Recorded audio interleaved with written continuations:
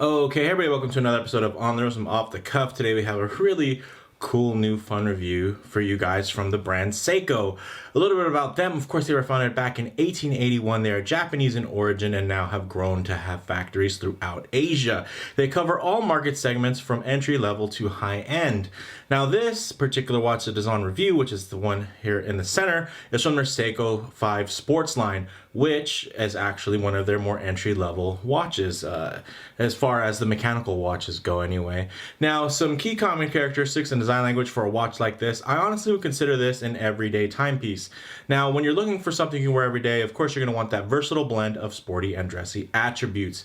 This is the Seiko 5 Sports SRPE55, or some are kind of dubbing that whole new Seiko 5 line as the 5KX because it's very reminiscent of the SKX. And you could even say that this is the 5KXplorer because it's a bit of that adventure watch, and it really, as far as scale goes, was very, very similar to what I guess the closest version of what Seiko could have to an Explorer would probably be the Seiko Alpinist line, that adventurer's mountaineering watch as you see over there on the left. Now on the right hand side, for those of you that aren't huge fans of the channel yet, this is actually my interpretation of what the SKX successor could have or should have been if there was actually a Prospex SKX, which a lot of my kind of design choices actually shown through, but more in the Mini Turtle line versus the SKX, because SKX was never really brought forward. Instead, they really focused more on the Seiko 5 line and made it more of an entry-level diver versus their entry professional level diver. So with all that said, let's actually go ahead, get these pieces in hand, and get a closer look. All right, guys, first off, big shout out to Mark at Long Island Watch. Yes, you guys know him, love him. He's awesome. He's a great dealer. Let this get into focus because that's where I got this one. The price was outstanding. $275 Long Island watch. They have them in stock, at least at the time of shooting this video. Honestly, I got in this one for review. Specifically, I liked it so much that I ended up ordering another one on NATO. So keep an eye out for that. But this is the new Seiko Sports, Seiko 5, I should say, Seiko 5 sports watch, and it really is kind of just a scaled down fixed bezel version of a Seiko SKX. So quickly to kind of compare the two, here's an actual SKX 007 that has been modified quite thoroughly by the geniuses over at Artifice Horrorworks. So big shout out to Alex for that. But as you can see, as far as size goes, much different in scale. We got the 42mm case versus the 40mm case. Look at the thickness there. Obviously much different. I do have drilled lugs, but that is because they were modded, where this one actually comes with drilled lugs for the factory. This is a bit of, again, I think one of the nice things is that Seiko has really paid attention to some of their largest fanatics, and you know what? Those are Seiko modders. They keep releasing these models that are very reminiscent of Seiko mods, with their options and everything like that. So I think that's really great. But one surprise comparison that came along was the new Prospex Alpinist, because at about 39.5mm versus 40, they're actually quite similar, especially when you consider that this one actually, the Alpinist, has a little bit more of a tapered crown guard versus the slightly more pronounced crown guards on this very much SKX-like silhouette. Now, one thing that you probably wouldn't guess either is that this Seiko 5 is actually a good amount thinner. If you guys take a look, this is about 13 and some change. It's like 13.2 or something like that versus 11.7. So quite a big difference in thinness. So there's a lot of really cool attributes about this watch, but I did want to get these on film together, guys, on camera, so you guys can get an idea for those of you that are thinking, oh, well, this thing will probably wear too big at a 40mm. I wish it was a 38, whatnot. Guys, nobody wears Alpinist and says, oh man, they just wear too big. They're really well wearing watches. They honestly wear closer to a 38, and you compare these two, and I think visually, the visual weight wise, I think the Seiko 5 actually does even appear a little bit smaller. Of course, it is physically thinner, but it does does have a way of shrinking itself, which the original SKX was very well known for. So a little bit more about these specs. Of course, 40 millimeters in diameter with an 11.7 millimeter thickness there, and a 44.4 millimeter lug to lug. Everything is brushed and polished stainless steel. We do have a flat Hardlex mineral crystal. I've never had problem with Hardlex, guys. I've never scratched it, chipped it, or anything like that.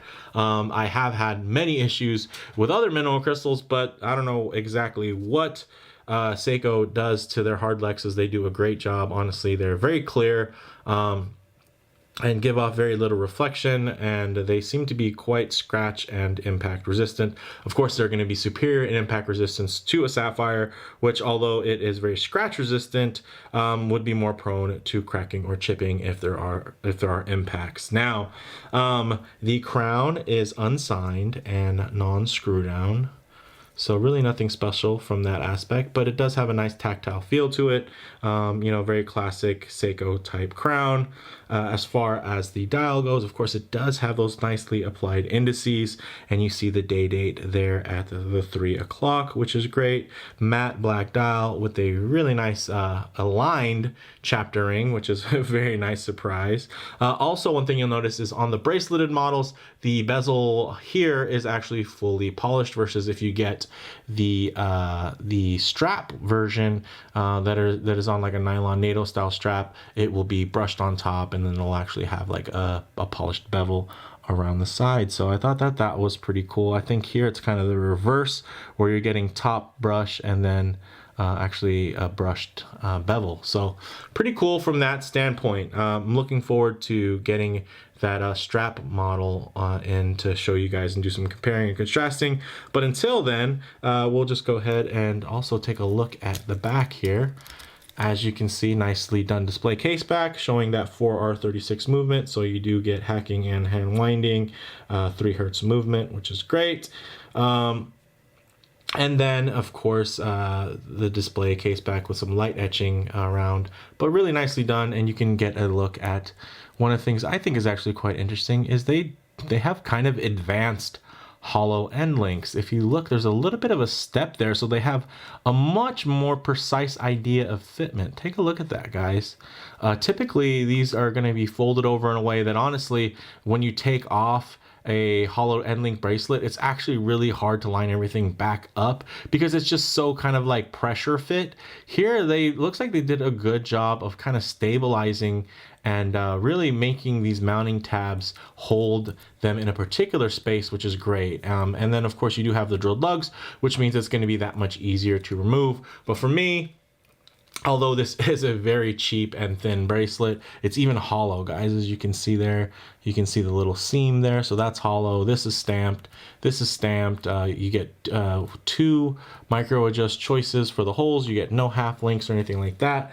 Just to give you an example of the stamp seam versus a solid, as you can see, those are solid there. So there's a certain level of cost saving that was done. Of course, you know, this is not a super expensive watch at under $300. So it makes perfect sense to me anyway that they wouldn't, you know, try to bankrupt Seiko to just make this some super baby grand Seiko. This is meant to be something that is fun, quite iconic in its style and versatility that really just screams Seiko. And that is one of the, you know, key things that I've loved about the Seiko 5 line in the past is that they just really are kind of that archetype of bang per buck value Seiko. Now, of course, guys, there are, you know, higher spec watches out there, especially with the world of micro brands, and I love myself a good micro brand. But of course, technically, this is a fully in-house piece, in-house movement, in-house jewels. Even down to the different types of lubricants they're using. They grow their own crystals. So I mean, there's just so much that, from a horology standpoint, Seiko actually does quite right that maybe they don't always get credit for just because they're Japanese versus Swiss. So Yes, you know, this might not be the highest spec or the highest finishing you're going to be able to find at this price point, but as far as, you know, horological significance, the Seiko brand definitely has a foot to stand on, and they've been around for a long time. 1881, guys. So this is, since it's not a screw-down crown, it's only 100 meters of water resistance, but you know what, that's typical to Seiko 5. Even in the past, there was many watches in Seiko 5 line that only had 10 bar or 100 meters of water resistance. The nice thing is you get 20 millimeter lugs, which will make this really nice for strap changes, of course, whether it's a rubber strap or a NATO or anything like that, or even a leather if you want to get fancy with it. One thing that you will notice is you do have a, you know, almost a diver style clasp. You get the double locking. It's not quite as long, and then of course there's no additional diver's extension or anything like that. But the nice thing is if you actually look, you could change out the clasp really easily if you wanted because of the ends on here. This is actually has just a spring bar that retains it to there, so that's nice. So if you really wanted to, you could switch out the clasp, which is nice, but of course the bracelet itself is probably worth a swap. So once strap code gets a hold of this thing, you probably will have quite a few other options. But with that said, let's actually go ahead and get this piece on wrist. All right, as you can see, this 40 millimeter case with this, you know, lovely contours rounded out really nicely, just rides on my 7¼ inch wrist really well. I have it a little bit above the bone there to give you kind of a more, you know, obviously I write with my left hand, so I wear my watches on my right hand. If you're new to the channel, sorry guys, you're just gonna have to live with it. This is the way I naturally wear them. And you know, depending on the style, I may have it above or below the wrist bone. In this case, I think this looks quite good here due to the scale. Obviously, when you get a little bit closer to the lens, it kind of will give you that distortion to make it look a little oversized. But even here, it doesn't look too oversized, and it especially doesn't when you get a little bit more perspective in there. You add a little bit more hand and arm for scale. It just rides the wrist really well, as you would expect from a Seiko. You can see those beautiful contours, nice transitions between polished and brushed. And I gotta say, it's a very affordable and very simple watch, but it wears really good. This is something that honestly, I enjoy a lot. I find myself gravitating towards this watch, throwing it on. You know, I think it pairs really well, of course, with the Alpinist, but I think if you pair it with a diver, the Mini Turtle is actually a nice one to kind of pair with this. And, you know, you get the 200 meters of water resistance on one, and then you kind of get this nice, more just basic splash proof style model you can wear and kind of beat up and not worry about. So I really do enjoy that. I think it has a really nice, sweet look. And of course, these kind of bezel-less divers have been coming into style recently with the likes of Tudor, which I thought was really funny because Tudor, of course, released that horrible monstrosity with the 4 o'clock crown that nobody liked. And then they also released the Black Bay 36, and this is kind of in that same vein. So I think that's kind of funny that the tables turned a little bit there. But yeah, this thing looks great, wears great, just as you'd expect. Great range of motion. Let's go ahead and set up some lume shots and low light transition for you. All right, we'll go ahead and hit the lights. As you can see, it glows quite nicely, just like you'd expect. Very nice application of Luma right there. Of course, it's not a diver, so it doesn't really need to be super bright. So it is nice that they actually do have these nicely applied indices with a fair amount of Luma Bright inside of there. Again, not a torch by any means, but it just does really well. And we might just be a little bit jaded here on the channel because Seikos always do so well when it comes to their lume. But one thing I like to do is also get my low light transition, because you're not always going to be in the middle of a park out in direct sunlight, which my hot studio lights do a great job of simulating. But one thing that you will notice is, of course, you're not always going to be in optimal lighting conditions. Sometimes you're going to be in something more transitional, coming in and out of a building or in and out of a vehicle, or you might even get some harsher lighting conditions with much higher contrast, where you're going to get a real deep look into the textures on the dial and the way that they read, as well as if you look at the way the light glides over those brushed surfaces on those links on the bracelet.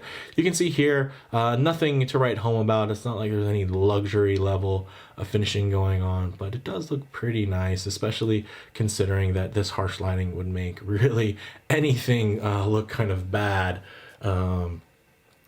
With just the amount of light you're going to be able to get within the grains of the brushing. But if you look here, you can see rather uniform as the light glides over those links there. So very nice, and still quite legible throughout all of that. So nothing left to be desired from that standpoint. Now, closing thoughts on wrist. This is definitely a sporty yet very compact wear that is just very similar and reminiscent to the Alpinist, which is by no means a bad thing. It's definitely good company to be in. Now, as far as model variants go, you get there's a black dial that this is, of course, the blue dial. There's a gray dial. You can get those on bracelet or on NATO. There's also two-tone models, which you can either get in rose gold or yellow gold. And then there's also a black gilt dial. And also the two-tones, of course, come on bracelet with two-tone bracelets. And then the gilt dial actually comes on bracelet as well, but it's just like this one in all steel. So those are options. The gilt dial actually does look pretty killer.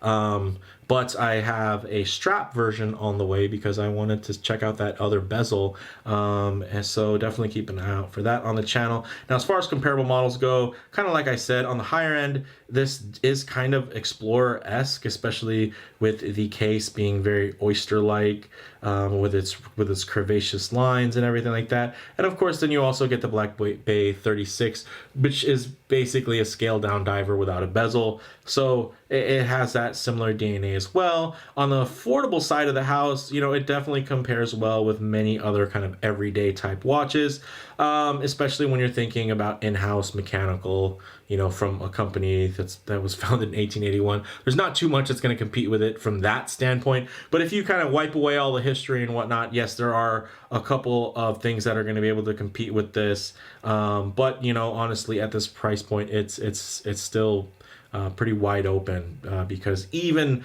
micro brands at this price point aren't going to really offer you necessarily this much. It's tough for me to think of too many right now that are around $275. I could think around $399, $499, $299 maybe, that can come relatively close. But I gotta say, I'm still quite impressed with this from a bang per buck standpoint. I would hardly think that this is overpriced, considering one, how desirable it is, two, how versatile it is, and then of course, who is it from, which is Seiko, which of course it is a brand that does have quite a bit of lineage, if you're into that.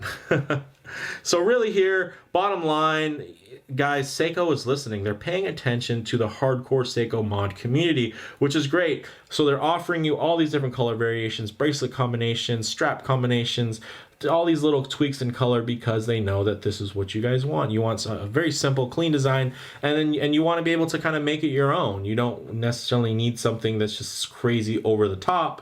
You can have something svelte like this, make little tweaks, little design changes as far as color go, or the strap material or bracelet, and you can actually have a really fun, versatile watch. So I think they've really released a true kind of entry-level gem and a real return to form for the Seiko 5 line. I think the original 5KX model that was released had large shoes to fill, and people kind of received that with mixed feelings. I think there was a huge audience that loved it, but they just weren't hardcore fanatics, although for this particular update, I think this one is one that the hardcore fans can actually get a little bit more behind, because it does add a little bit of change, a little bit of twist, and it's not meant to be a diver. So it's okay that it's only 100 meters of water resistance and doesn't have a screw down crown. It's fine for you to splash something around, take it in a pool or whatever, as long as you're not trying to leave it at the bottom of the pool for an extended amount of time or thrash around with it. I think you'll be absolutely fine. So with all that said, let me know what you guys think in the comments below. If you liked the video, please do hit like, and if you're not able to subscribe for more content just like this. Thanks, guys.